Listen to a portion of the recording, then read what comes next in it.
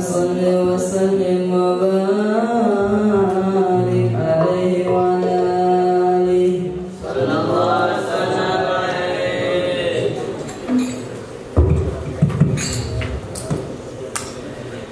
مولاي صل على حبيبك المصطفى سلم يا ربي على نبيك المجتبى سلم يا ربي على نبيك المجتبى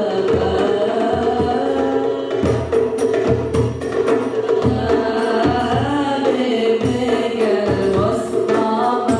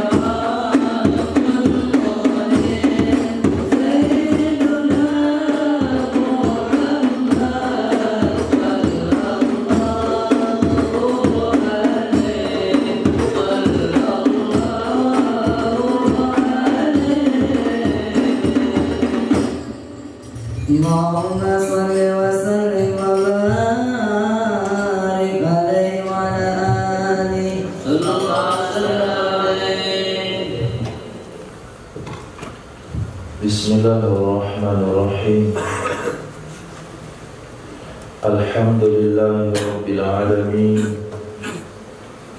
Wa sallallahu ala sayyidina maulana Muhammadin wa ala alihi wa sahbihi ajma'in, amma ba'd. Rabbi yassir wa la tu'assir, Rabbi tamim bil khair. Rabbana asrah lana sudurana wa yassir lana umurana wa umural muslimin wa hlul 'uqdatan min lisanina yafqahu qawlana. Bisanadina al-muttasili ila imam khatimatil hufaz al-imam Jalaluddin as-Sayyidi rahimahullahu ta'ala wa qaddasallahu sirrahu wa adama nafa'a bi ulumi wa barakati wa nafa'ati wa madati wa karamati fid darini, amin. Hadis nomor 6358 terdapat dalam Musnad Imam Ahmad bin Hanbal, Sahih Bukhari dan Muslim, juga diriwayatkan oleh Imam Abu Dawud dari Sayyidina Imran bin Husain radhiyallahu ta'ala.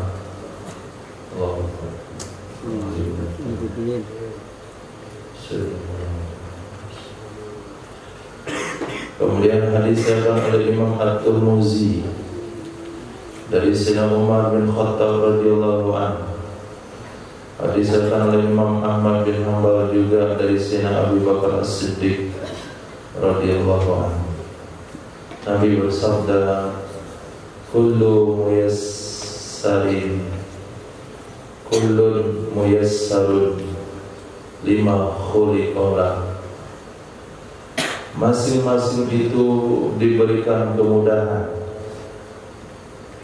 Kullun masing-masing, muyassarun diberikan kemudahan, lima bagi sesuatu,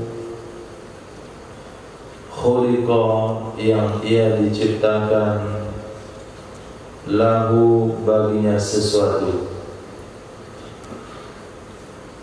Hadis ini diriwayatkan oleh Nabi SAW ketika Nabi berbicara tentang takdir, sehingga para sahabat mengatakan, "Idzan nattakil ya Rasulullah." Kalau begitu kita pasrah saja wahai Nabi, pasrah kepada takdir Allah Subhanahu wa ta'ala. Karena kalau orang memang diciptakan untuk surga, dia akan masuk surga, walaupun awal kehidupannya dengan amalan neraka. Orang kalau diciptakan untuk neraka, tetap akan masuk neraka walaupun diawali dengan amalan ahli jannah. Jadi seolah-olah usaha tidak berguna, usaha tidak bermanfaat, karena semuanya serba ditakdirkan oleh Allah. Maka sahabat mengambil kesimpulan, kalau itu kita nggak perlu beramal. Kalau begitu kita nggak perlu sholat. Pasrah saja. Kalau memang masuk surga juga. Kalau masuk neraka juga. Ternyata prinsip seperti itu tidak boleh. Ini adalah ajaran Jabariyah. Itu ajaran sesat, aliran sesat Jabariyah. Karena Nabi bersabda, kullun muyassar. Setiap individu manusia diberikan kemudahan oleh Allah untuk apa dia diciptakan. Kalau dia diciptakan untuk surga, dia mudah melakukan amalan ahlul jannah. Kalau dia diciptakan untuk neraka, dia mudah melakukan amalan ahli neraka. Sulit untuk melakukan amalan ahli jannah. Seperti yang biasa-biasa kita sampaikan, bahasanya orang-orang yang memang ditakdirkan oleh Allah untuk masuk surga, maka setiap waktu dan keadaan Allah bimbing dia untuk melakukan amal-amal baik. Ketika Sayyidina Muhammad SAW ikut gotong royong membangun Ka'bah, waktu itu Ka'bah dibangun oleh Quraisy. Jadi bangunan sekarang itu adalah bangunan terakhir Quraisy. Jadi orang-orang Quraisy mengangkat batu bata itu dengan kain sarungnya yang diangkat. Jadi diangkat kain sarung ke depan, isi bata di situ. Sehingga kalau diangkat kain sarungnya maka akan tegak lutut dan pahanya. Nabi ikutan mau mengangkat juga. Ketika Nabi ikutan mau mengangkat, maka langsung Nabi tersungkur, terjatuh. Allah tidak izinkan Nabi mengangkat kain sarungnya. Itu juga satu ketika Sayyidina Muhammad ingin ikuti konser di zaman jahiliyah, pertunjukan musik. Maka beliau sampaikan ke kawannya, tolong kamu lihatin ternak kambing saya. Semua ikut lihat pertunjukan musik di situ. Ketika Nabi masuk kota Makkah, tertidur sampai beliau terjaga oleh sinar matahari. Kemudian besoknya diulangnya kembali, mungkin beberapa bulan setelahnya, masuk kota Makkah, tertidur lagi, tidak sampai pada tempat tujuan. Ini sebagai bukti dan contoh bahasanya orang-orang yang dipelihara oleh Allah Subhanahu wa taala, Allah akan gagalkan orang itu melakukan perkara-perkara maksiat dan dosa.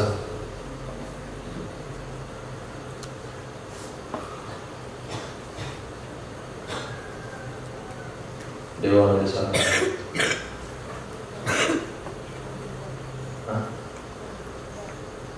Apa?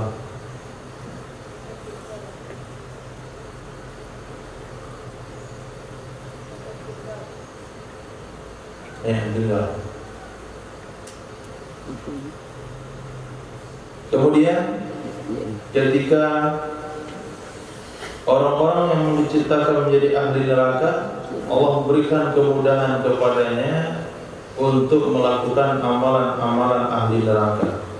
Banyak ide-idenya, peluang-peluangnya untuk membuat penantangan-penantangan kepada Allah Subhanahu wa taala. Hadis sahih. Kullu naihatin, setiap wanita yang meratap, takdzibu itu pembohong. kullu naihatin, setiap wanita yang meratap, takdzibu, itu bohong, kecuali ibu Sayyidina Sa'ad bin Mu'az radhiyallahu anhu. Kullu najibatin kadzibah, setiap wanita yang meratap itu bohong. Jadi nadibah dengan naihah itu maknanya sama, meratap atas meninggalnya seseorang. Kullu nadibatin, setiap wanita yang meratap, kadzibatun, itu bohong, kecuali nadibatu Hamzah, wanita yang meratapi Sayyidina Hamzah radhiyallahu anhu, kecuali wanita yang meratapi Sayyidina Hamzah radhiyallahu anhu. Kullu nasabin wa sihrin, setiap keturunan, setiap nasab, nasab keturunan, wa sihrin, setiap hubungan perkawinan, hubungan seseorang yang mertua itu disebut sihrin, hubungan musahhar, hubungan itu menantu anaknya, ini adalah menantunya, itu adalah mertuanya. Hubungan yang muncul dengan perkawinan itu disebut dengan sihrin. Sedangkan nasab, hubungan yang muncul karena melahirkan, bapak, anak, cucu, cicit, kakek, mbah,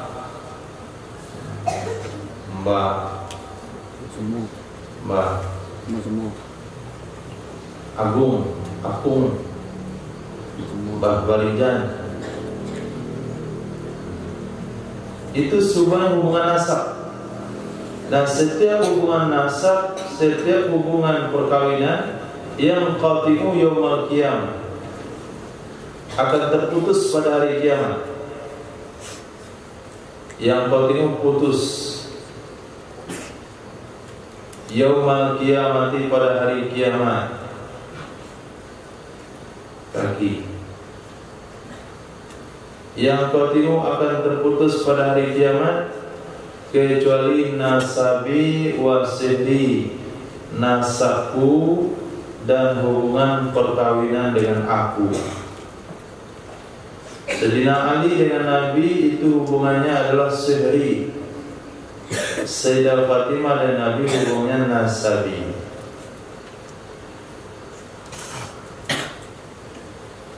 Artinya hanya nasab Rasulullah, hubungan sihri dengan Nabilah yang sampai hari kiamat gak akan terputus. Nah itu hadis, nasab Nabi gak akan terputus. Lalu mereka katakan Nabi gak ada nasabnya, gak ada zuriatnya, sampai hari kiamat gak akan terputus. Kalau nasab orang lain bisa saja terputus.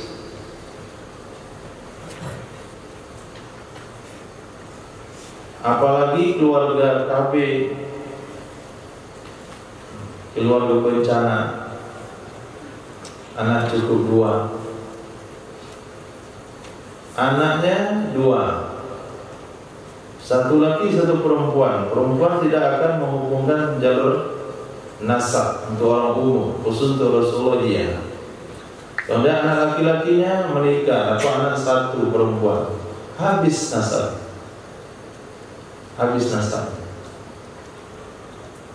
Apabila seorang memiliki anak perempuan semuanya, maka nasabnya terputus. Apabila dia memiliki anak laki-laki, maka nasab tersambung anak laki-laki. Ketika anak laki-laki itu menikah dapat anak perempuan, tidak ada anak laki-laki, nasab terputus. Tapi kalau nasabnya Rasulullah dijamin sampai hari kiamat gak akan terputus. Begitu juga hubungan perkawinan. Siapa saja yang menikah dengan keluarganya Nabi, itu tidak akan pernah terputus sampai hari kiamat. Hadis sahih. Kullu na'imin zail, setiap kenikmatan itu akan lenyap. Kullu na'im, setiap kenikmatan, zailun lenyap, illa na'ima ahlil jannah, kecuali kenikmatan penduduk surga. Kecuali kenikmatan penduduk surga. Nikmat muda, nikmat anak-anak yang terutama hari ini. Tuh, anak-anak kecil-kecil tiap sore mandi di kolam renang. Apalagi kalau udah ada hujan turun, suaranya kencang berteriak. Pas mengaji masuk ke dalam suaranya. Waktu main-main kencang kali, waktu zikir gak bersuara. Nah, itu sebagian pada nikmat anak-anak. Kenapa dalam otaknya gak ada beban kehidupan? 0%. Bahkan dengan beban kehidupan, beban pendidikan pun gak ada. Mau dapat, mau enggak, 0. Itu sebuah kenikmatan tanpa beban hidup. Ini sama orang gila. Maka Nabi bersabda, Jannibu masajinakum sibyanakum wa majaninakum.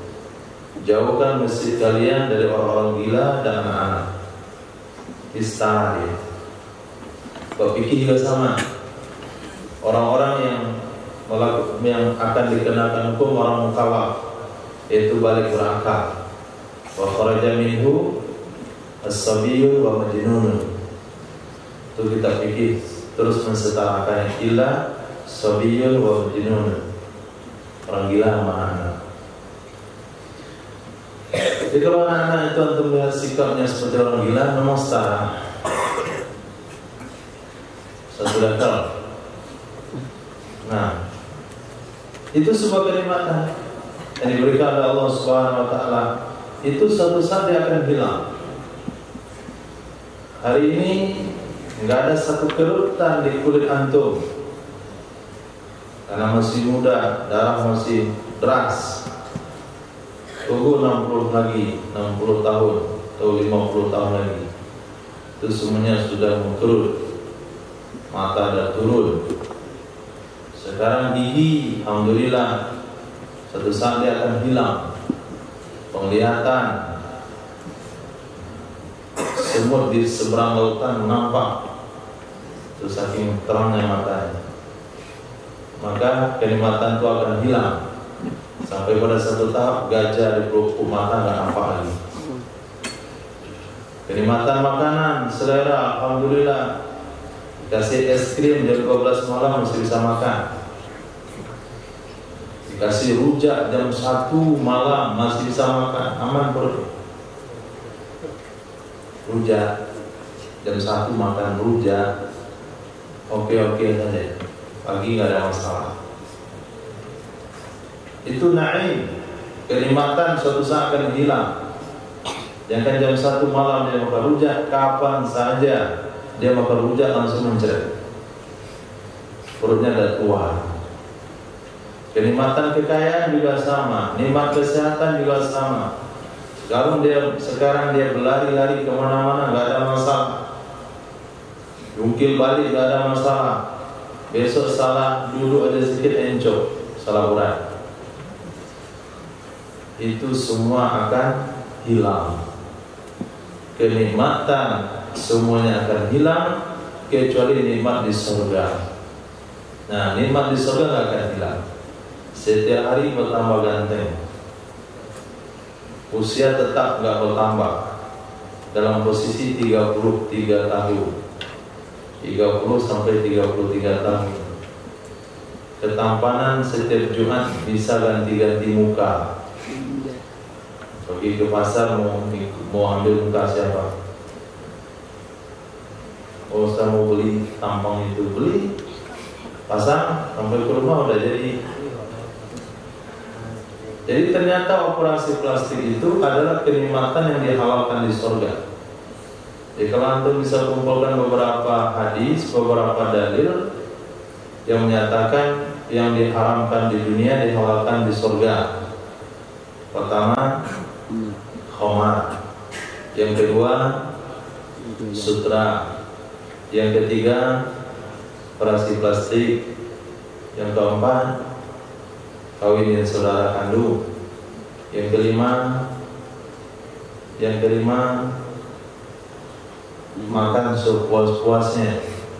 Di dunia kulu wasrabu wala tusrifu. Makanlah dan minumlah, jangan berlebihan. Di surga makanlah, minumlah sepuasmu.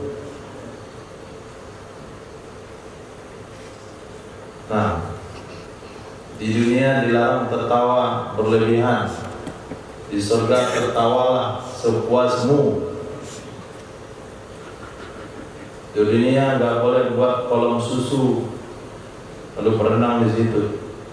Di surga mandilah di kolam susu, di sungai madu.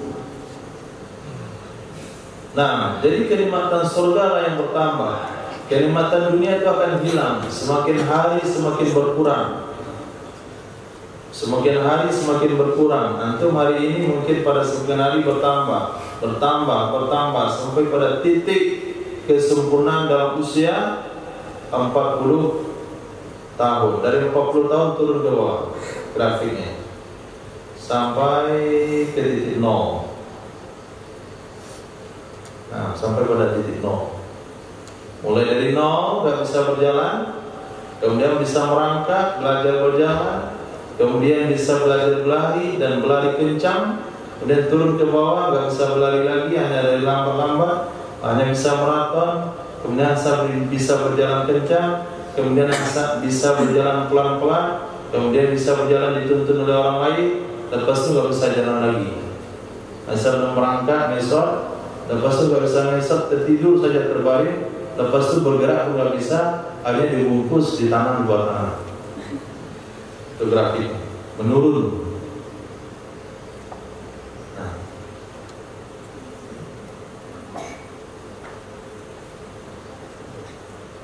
wa kullu hammin, dan setiap problem, setiap masalah munqati'un itu akan terputus. Kullu hammin, setiap problem, setiap beban pemikiran, munqati' itu akan berakhir, kecuali problem penduduk neraka. Maka kalau hari ini ada problem, itu akan ada akhirnya. Problem dalam menghafal berakhir kapan? Hari Ahad besok finish. Gak ada lagi sabak, gak ada lagi sabuki, gak ada lagi manzil. Nah, hanya ngulang mendengarkan sabak sabuki manzil.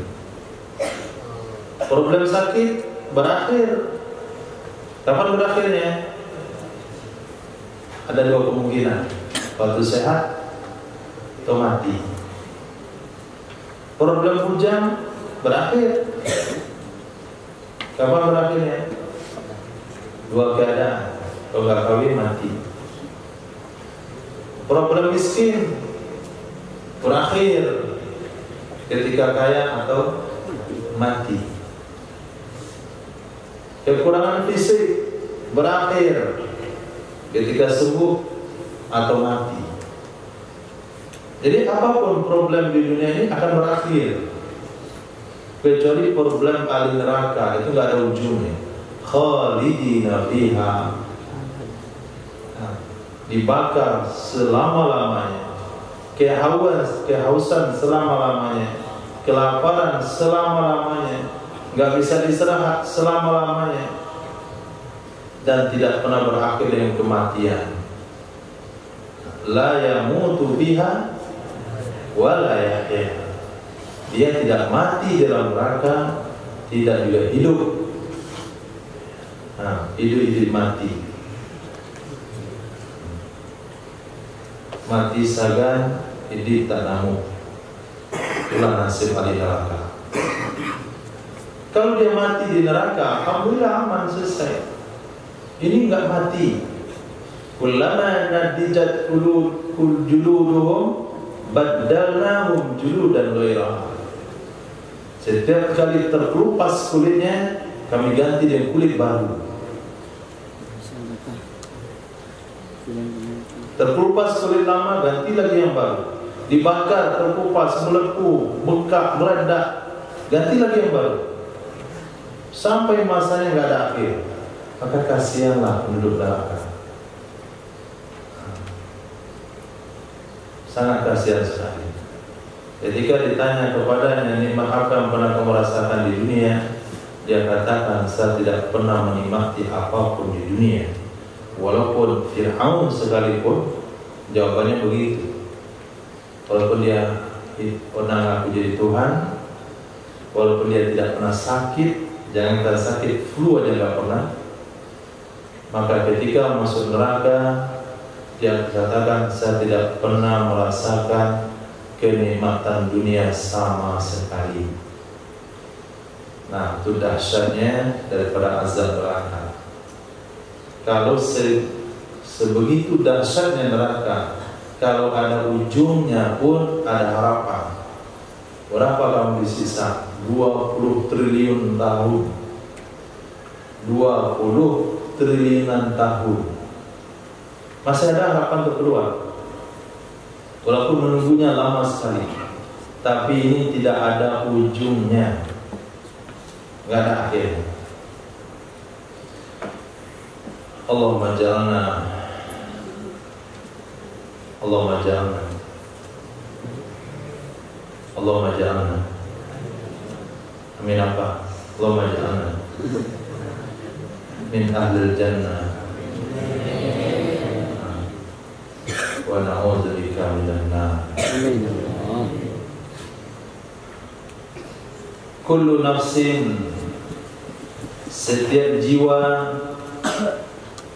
tuhsyaru, akan dikumpulkan ala hawaha, sesuai dengan keinginannya.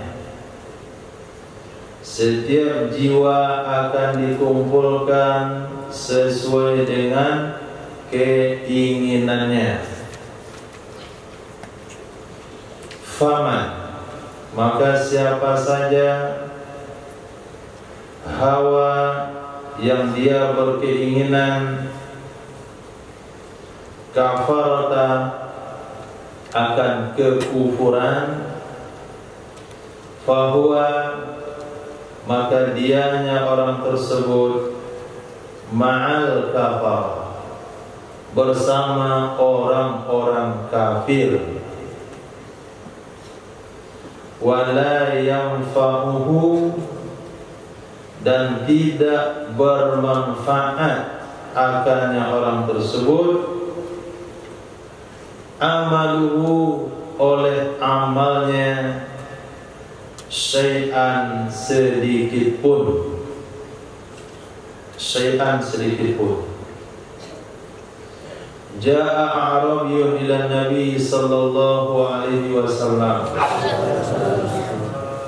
Seorang Arab pedusunan datang ke Madinah jumpa dengan Nabi. Ya Rasulullah, sesungguhnya aku adalah orang yang hidup di pedusunan, hari-hari dengan pengembalaan. Aku sebetulnya ingin seperti mereka, duduk dalam majlismu, berjuang bersamamu, sholat dan beribadah bersamamu. Tapi apa boleh buat, aku tinggal di pelosok Madinah. Aku hari-hari mengembalakan kambing. Lalu Nabi bersabda, al-mar'u ma'a man ahab. Manusia akan dikumpulkan di akhirat kelak bersama orang yang dia cintai. Begitu juga sebaliknya, bagaimana Abdullah bin Ubay sholat 3 waktu bersama Nabi. Abdullah bin Ubay bin Salul sholat berjamaah 3 waktu dengan Nabi di Madinah. Kadang-kadang ikut bermusyawarah dengan Rasulullah. Kadang Nabi minta pendapatnya Abdullah bin Ubay. Kadang dia ikut perang walaupun hanya di tengah jalan balik lagi bersama Rasulullah SAW. Tapi karena hatinya berpihak kepada orang kafir, Abdullah bin Ubay dikumpulkan bersama orang kafir. Maka amal jamaahnya bersama Nabi 3 hari setiap 3 waktu setiap 5 sholat itu tidak ada gunanya. Arabi yang tidak berjamaah dengan Nabi tapi keinginannya bersama Nabi dikumpulkan bersama Nabi. Abdullah bin Ubay yang berjamaah dengan Nabi, bermusyawarah dengan Nabi, tapi karena hatinya bersama kafir dikumpulkan dia bersama orang kafir di akhirat kelak, bahkan di neraka yang paling dasar sekalipun. Innal munafiqina fid darkil asfali minan nar. Orang munafik itu di kerak-kerak neraka. Jadi ternyata ma'iyatul qulub itu lebih penting daripada ma'iyatul jasad. Jadi kebersamaan hati bersama orang-orang soleh itu lebih penting daripada kebersamaan fisik. Kebersamaan fisik juga penting. Begitu juga sebaliknya, kebersamaan hati bersama ahli-ahli neraka itu jauh lebih berbahaya daripada kebersamaan fisik. Buktinya, ada seorang laki-laki yang hari-hari bersama Fir'aun, tapi dia menyembunyikan keimanannya dan dia dipuji oleh Allah dalam Al-Quran. Ayatnya apa?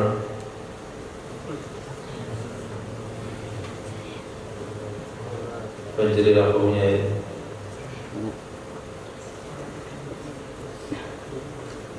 Ihsan baik.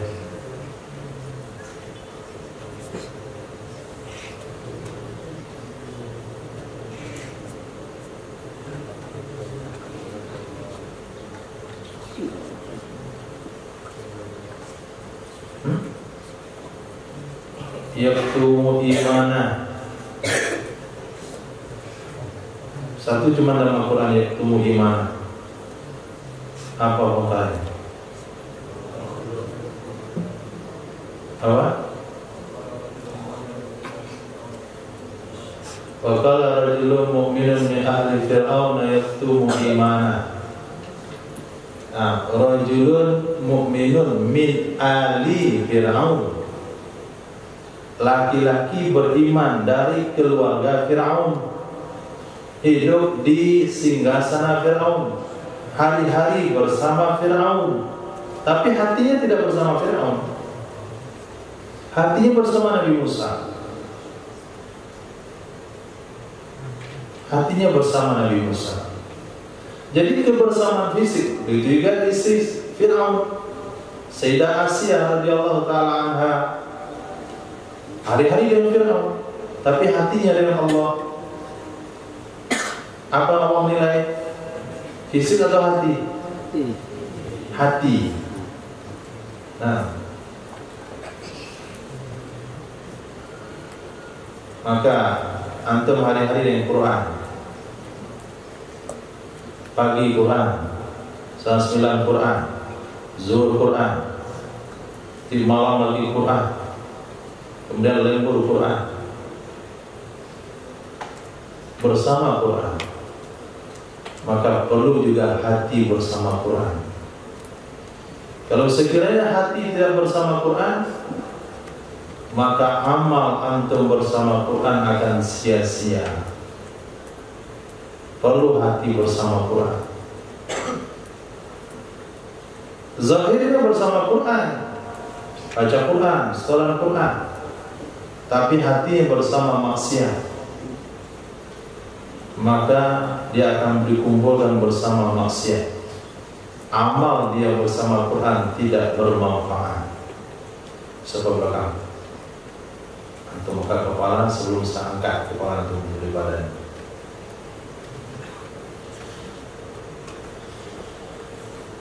Nah, begitu juga orang di pasar, di pabrik. Dia kerja di pabrik karena ingin memenuhi kebutuhan keluarga. Dia bekerja hari-hari di pasar karena ingin memenuhi kebutuhan keluarga. Pengen rasanya melihat anak-anak mengaji, pengen mengaji juga, tapi tidak terlanjur tua bagaimana mau mengaji, banyak tanggung jawab yang lain. Setiap dia kali datang lihat santri mengaji, ya Allah, saya pengen jadi kecil lagi lah Mustafa. Banyak kerinduan di antara orang-orang yang sudah lanjut usia, pengen lagi mengaji, tapi karena tuntutan kehidupan dia tidak bisa lagi mengaji, maka dia akan dikumpulkan oleh Allah nanti di akhirat kelak bersama para santri. Kenapa santri tua-tua begini? Ternyata itu orang tua yang berkunjung ke Darul Hijrah, pengen mengaji tapi nggak bisa mengaji. Lalu kenapa ada orang bersopan berpihak pada orang maksiat? Itulah santri-santri yang mengaji hari-hari dengan Quran, tapi hatinya pengen dan pelaku maksiat. Jadi orang tua akan dikumpulkan di akhirat kelak, bukan bersama siapa fisiknya, tapi bersama siapa keinginannya.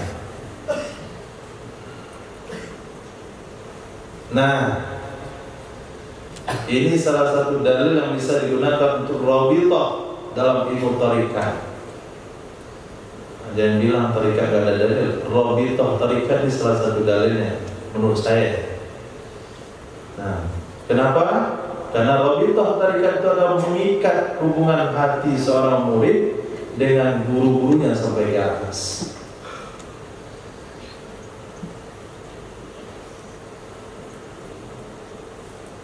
Hidup di akhir zaman membela mazhab Imam Syafi'i, membela mazhab Imam Abu Hanifah, membela mazhab Imam Maliki, Imam Hambali, intinya membela ulama mazhab. Hidup hari ini membela akidah Asy'ariyah al-Maturidi daripada tuduhan dusta daripada Wahabi. Maka orang tua akan dikumpulkan nanti bersama imam mazhab, dikumpulkan bersama Imam Asy'ariyah al-Maturidi. Hari-hari dia baca cerita Hayatus Sahabat, Muzakarah 6 sifat sahabat. Bisa saja orang itu dikumpulkan nanti bersama sahabat. Kenapa? Hatinya bersama siapa? Hatimu bersama siapa?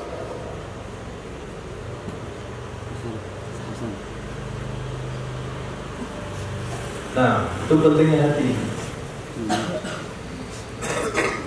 Nah, yang mendidik hati itu adalah tasawuf, ilmu tasawuf. Dalam fikih tidak ada didikan hati, yang ada dalam tasawuf. Bagaimana hati bisa berada pada orang-orang baik, mencintai orang-orang baik, sehingga Nabi selalu berdoa, ya muqallibal qulub, wazat yang membolak balik hati, sabbit qalbi ala dinik. Kullu nafsin,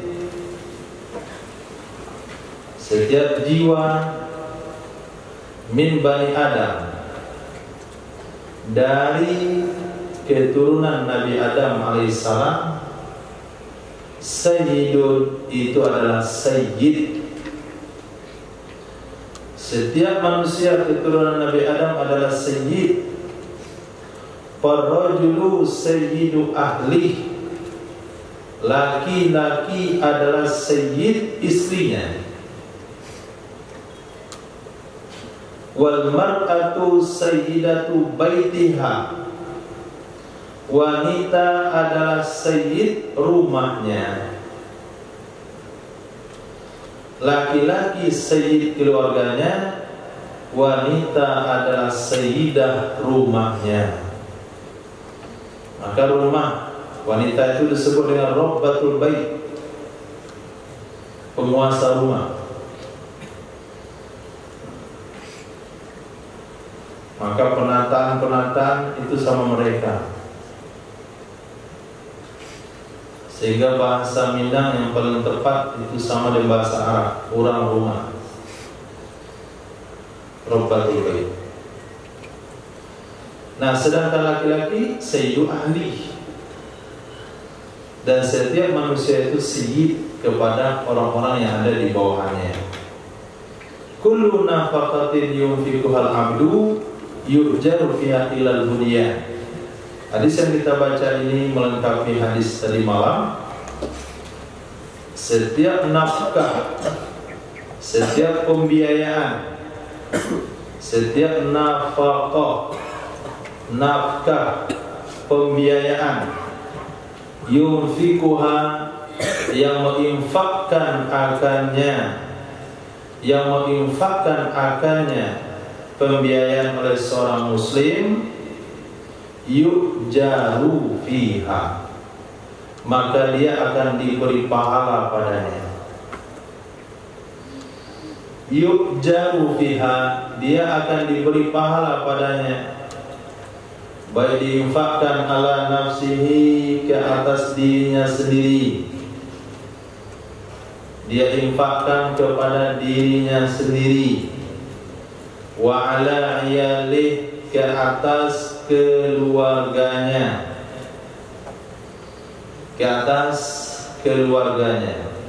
wa ala sadiqihi, ke atas kawannya, ala sadiqihi, ke atas kawannya, dia traktirnya kawannya beli permen.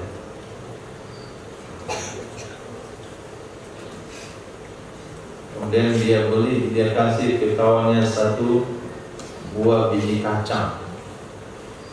Nah, itu termasuk yunfiqu ala sadiqi wa ala bahimi, dan yang diinfakkan kepada hewan ternaknya, bukan hewan ternak, hewannya, baik hewan ternak, hewan tunggangan, hewan peliharaan, nasi makan burung, nasi makan kucing, nasi makan kuda, nasi makan onta, kecuali bangunan.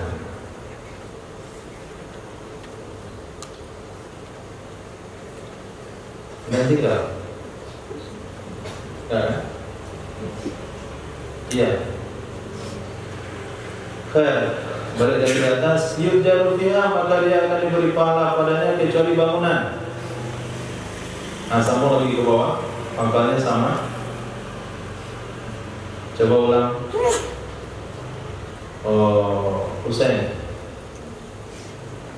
Kullu nafaqatin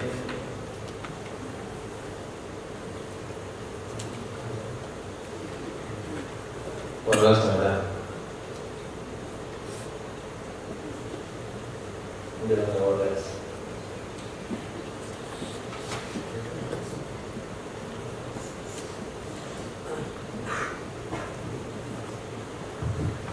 Ya nggak usah ulang sarutan.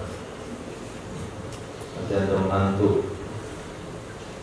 Oke, hadis 6365.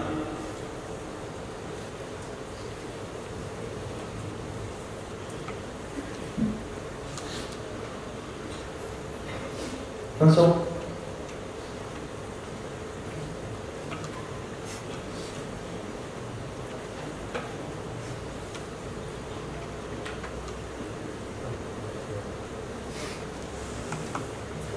Coba kita baca hadis yang jumpa nggak? Diterjemahkan.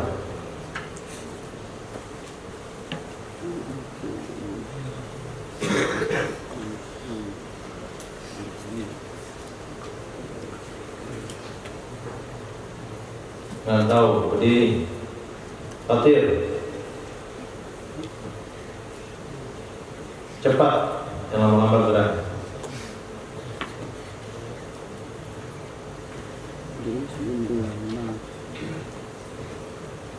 Jadi yang tertulis sama? Hah? Yang tertulis tadi yang mana?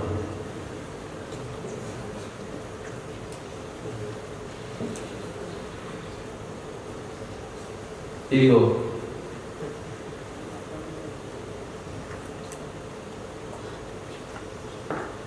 Setiap nafkah yang diinfakkan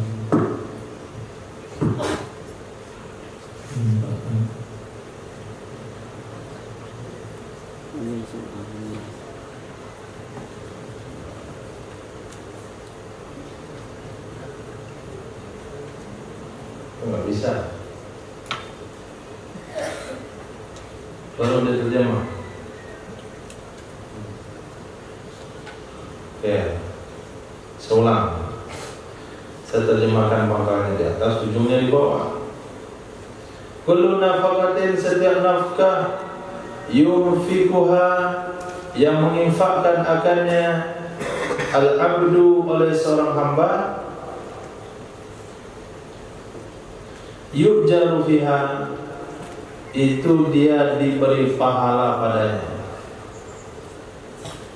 Kullu nafaqatin, setiap nafkah, yunfikuha, yang menginfakkan akannya nafkah, al-abdu oleh hamba, yujaru, itu dia diberi pahala, fiha padanya nafkah, kecuali bangunan.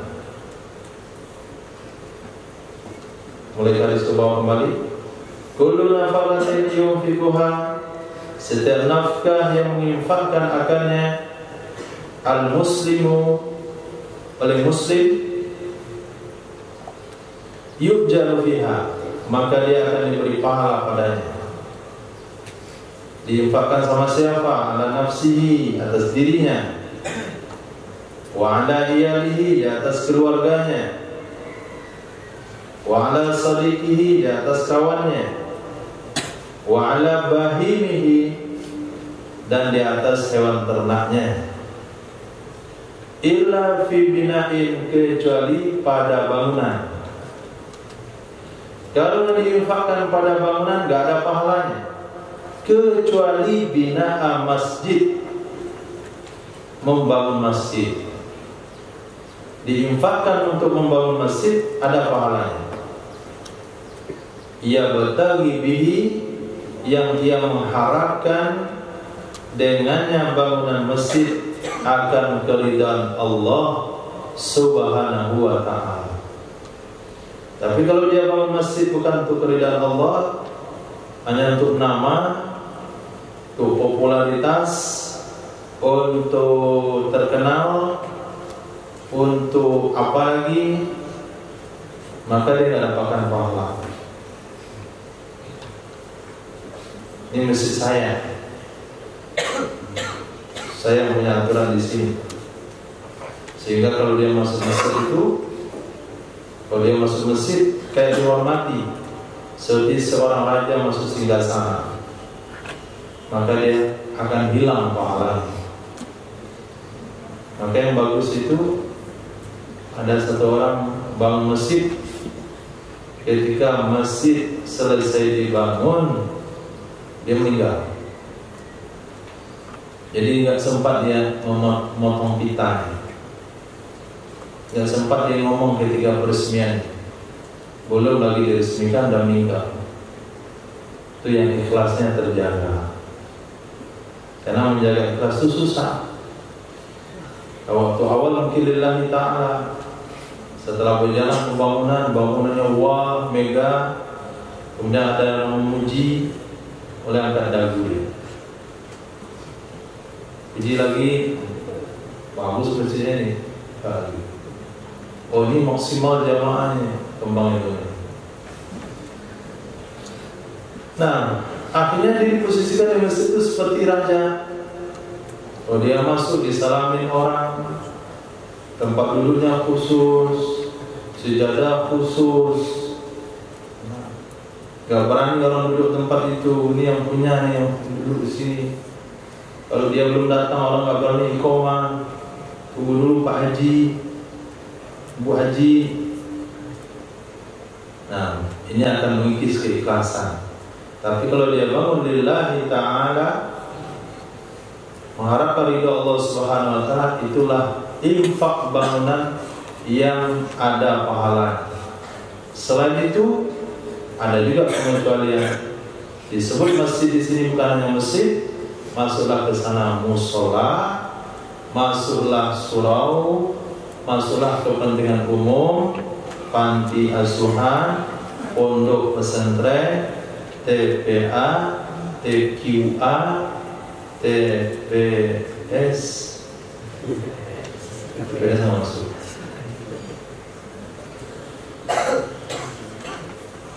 Ulang video.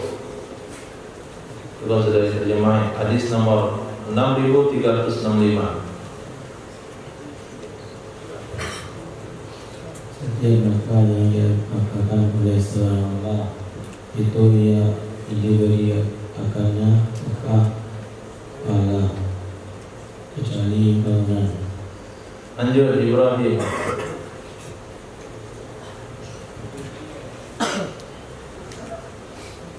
Yang panjang luar.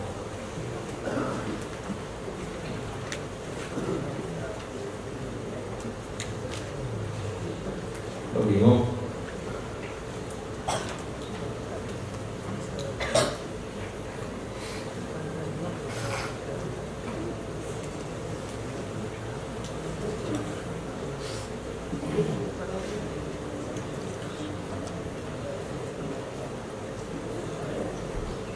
Agak cepat, nanti saya tambah waktu 1 jam untuk lambat.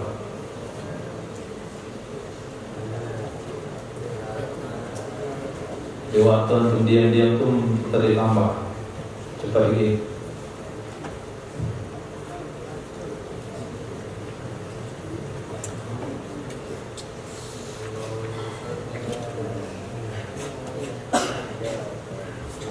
Coba Habib.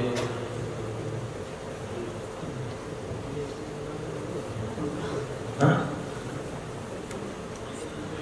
Apa yang tinggal? Coba untuk tanya, mana yang tinggal? Kalau lebih lambat lagi daripada itu enggak bisa lagi saya terjemah dan selambat itu. Mana yang tinggal?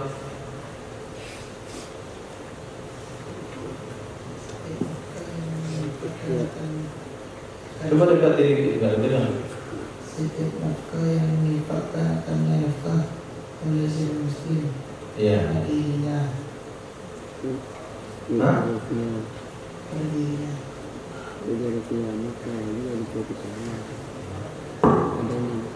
Ala nafsihi. Terus wa ala yadihi.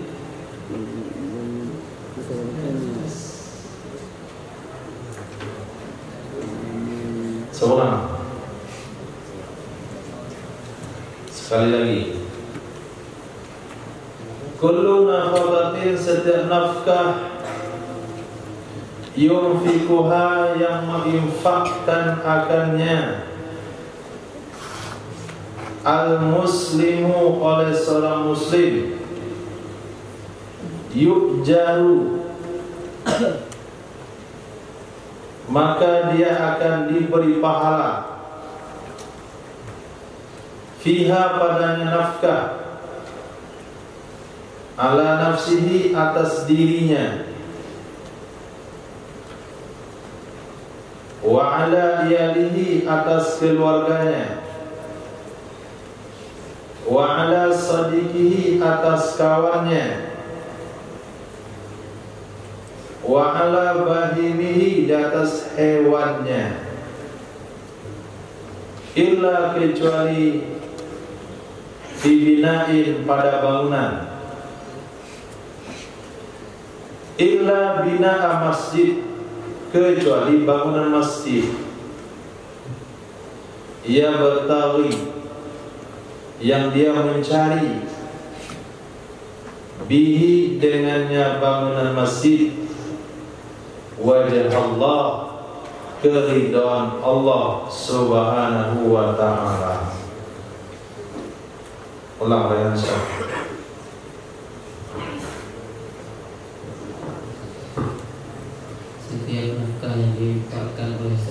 muslim, maka dijadikan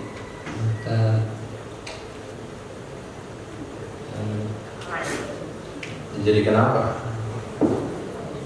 Diberi pahala padanya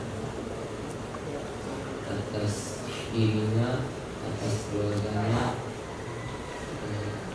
atas lawannya, atas hewannya, kecuali pada bangunan masjid yang ia mencari pahala akannya. Wajah Allah, ridho Allah. Nah,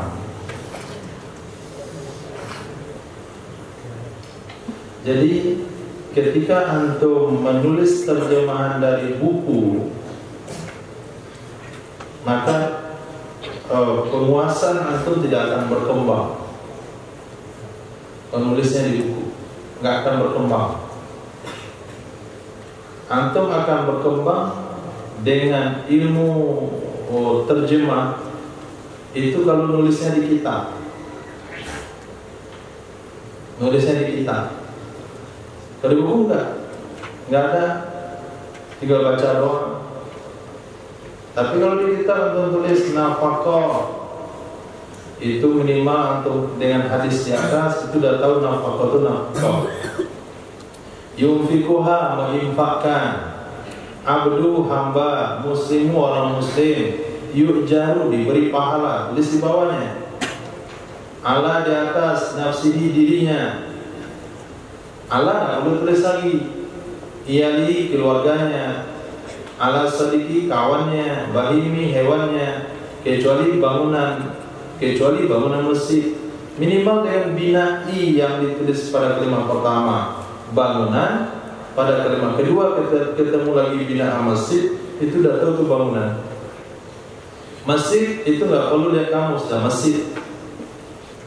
Nah, tinggal yang tadi mencari bihi dengannya wajah Allah, ridha Allah. Tapi kalau di buku memang nggak nyambung. Berikutnya, kullu yaminin. Kirimkan mic, barisan nomor 2 di belakang. Kullu yaminin, setiap sumpah, yahlafu, yang diucapkan sumpah, yahlafu, yang diucapkan sumpah, biha, dengannya sumpah, dunallah, selain Allah, syirkun, itu adalah syirik.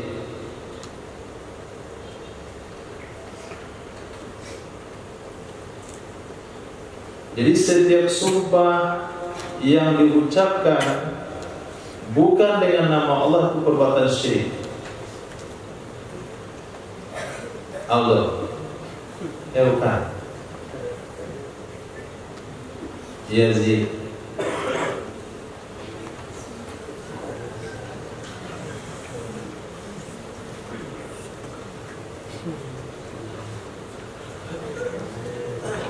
dari apa itu? Belum, tombol di tengah bawah. Yang minimal antum sudah tahu cara hidup ini kan? Kalau nggak pernah pegang, nggak tahu hidup ini mana.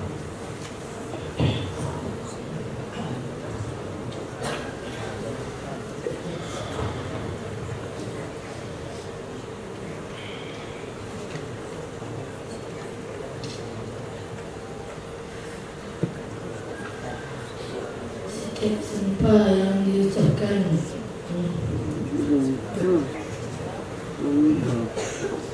sumpah yang hanya sumpah selain Allah syirik.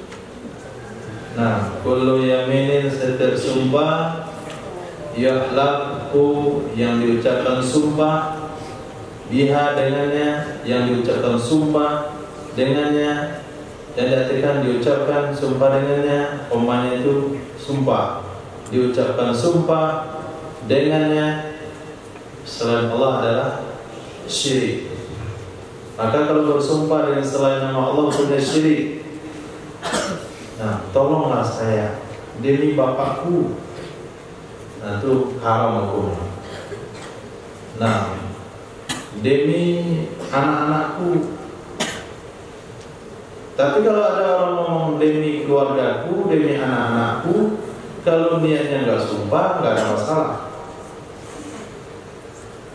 Kalaulah di Arab ada bahasa yaminul lahu, sumpah sia-sia. Orang Arab biasa ngomongin la wallah, la wallah, wallah.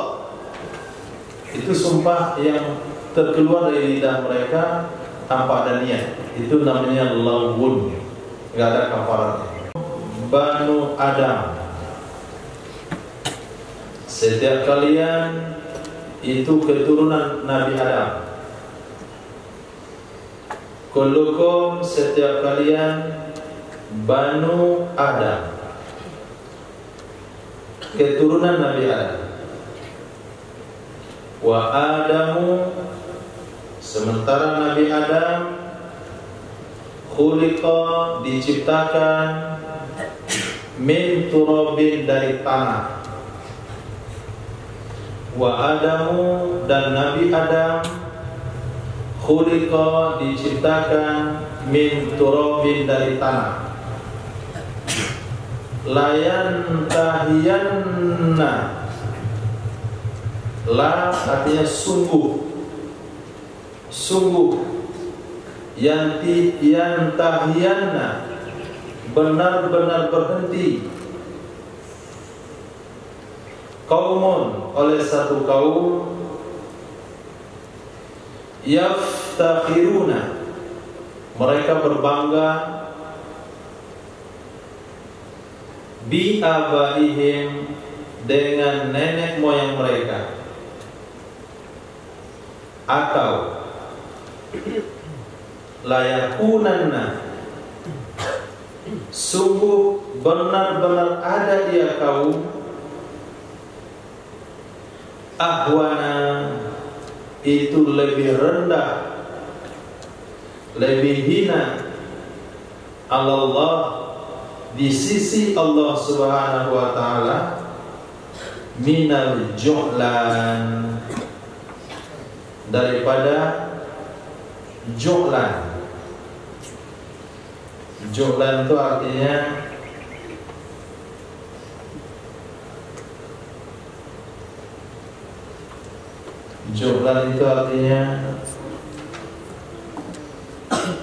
hewan melata kecil hitam, makannya tai. Apa itu? Duaibah, hewan melata kecil, sauda, warna hitam, kutuha laqi, makannya tai. Fa in syamat rihan taibah matat, kalau dia cium bau harum dia mati.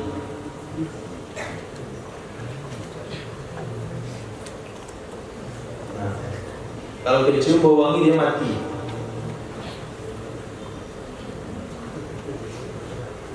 Tapi kalau kita cium bau tai dia hidup. Dia warna hitam kecil, itu namanya ju'lan. Warna apa itu? Hah? Nggak tahu. Ada namanya ju'lan. Jadi saking rendahnya hewan itu, makanannya tai. Kalau lalat juga bertai. Tapi kalau kecium parfum dia masih hidup. Ini kalau kena parfum dia mati. Dia anti bauan. Itu saking hina hewan itu. Jadi kaum yang membanggakan diri dengan nenek moyang itu lebih hina dari hewan tersebut. Laisal fata man kana qala, laisal fata man qala kana abi. Pemuda itu bukanlah orang yang mengatakan bapak saya itu. bapak saya fulan, bapak saya presiden, bapak saya gubernur, bapak saya orang kaya, bapak saya orang hebat. Nah, yang ngomong begitu itu bukan pemuda. Walakin al-fata maqala ha anadha. Pemuda itu yang mengatakan, ini saya, Anda mau apa? Itu yang pemuda. Maka orang yang membanggakan nenek moyangnya, kaum yang membanggakan nenek moyangnya, itu lebih hina di sisi Allah dari hewan pemakan kotoran. Bikin aja begitu, jumlah hewan pemakan kotoran. Terjemahkan khairu.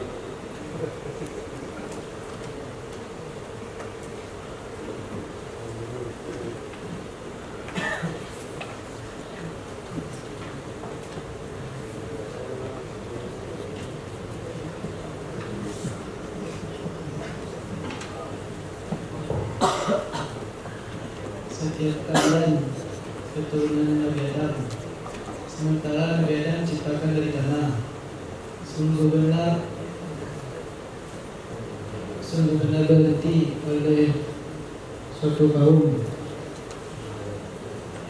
Mereka berbangga dengan nenek moyang mereka, atau sungguh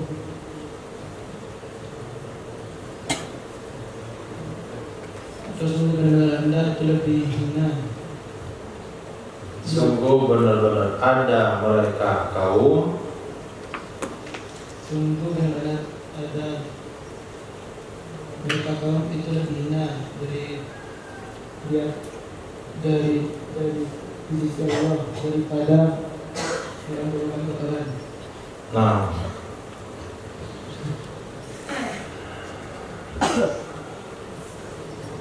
jadi besok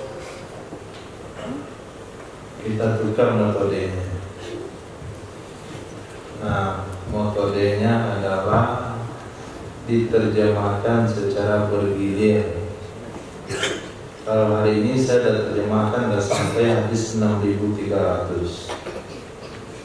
Tentu belum pernah menerjemahkan. Maka Kamis depan itu hadis diterjemahkan satu persatu oleh Iqdad dulu. Ini boleh dibagi-bagi di sini.